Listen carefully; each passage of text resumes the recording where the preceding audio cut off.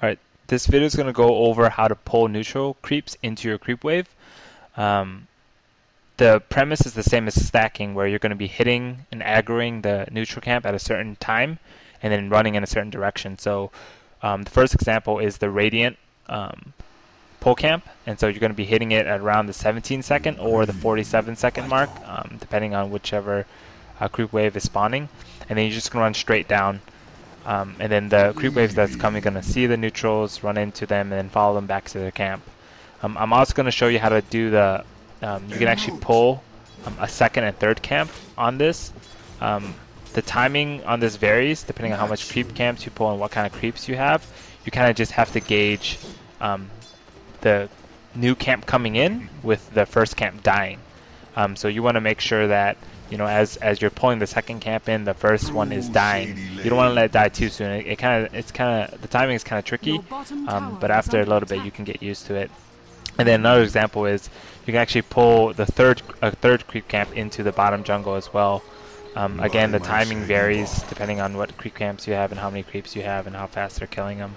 But this is just an example to show you that you can pull. I'm going to let the video run. I'm just going to show you some other timings with the dire camp, but I wanted to talk a little bit more about pulling and why you want to pull. So there's a bunch of reasons why you want to pull. One, the creep wave that you're pulling into the neutral camp is not being given to the enemy team, so the neutral camp is killing them, and so that way the other team is not getting that experience or gold. Two, you're getting the experience and gold, you or your support. So usually supports are pulling.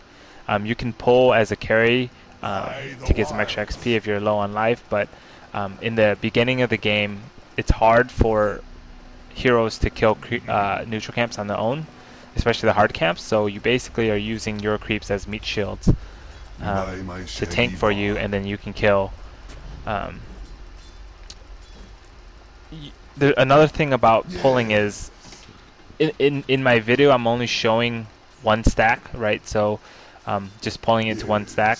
You definitely, if you're only going to pull your creep wave into one stack of creeps, you want to try to pull the second one, or you want to stack at least one camp first before you pull into it.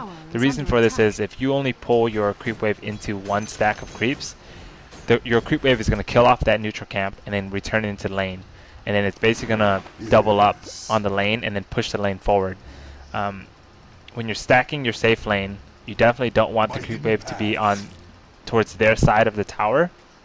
That's going to make you vulnerable to the ganks in the jungle and make your carry less eager to farm. So if you stack it once and then pull it, the creep wave will die off, and then you can actually get a second pull on it too. Or you can pull one wave and then make sure that you pull the adjacent wave as well. That will kill off the creeps. You definitely don't want to ever add creeps to your lane.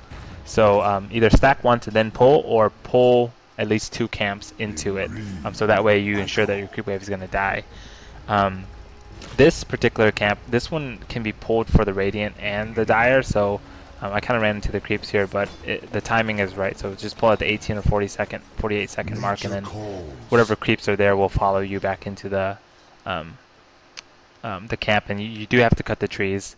The last bit of video is kind of advanced pulling, so you don't have to pull your neutral camps all the way into all four all the time. If you delay it a little bit, you can actually get a couple of the creeps. This is also useful for if you don't have a stack and you want to make sure that you kill some neutrals off.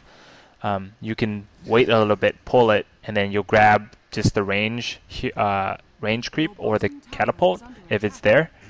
And that way you don't have to worry about your wave being pushed, since the 2 melee or 3 melee that are going into the lane are going to die from the enemy's creep wave, and then your creep wave is going to die from the neutrals.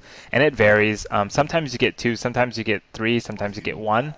It depends on how the neutral camps fall and how the creep wave kind of squishes up when they're trying to move down to help you. That's sort of my basic guide. I hope it was helpful. You guys can hopefully use this in your gameplay. I'm going to be making more videos on how to support as we get along. But thank you for watching, and if you have any suggestions or comments, be sure to leave them below.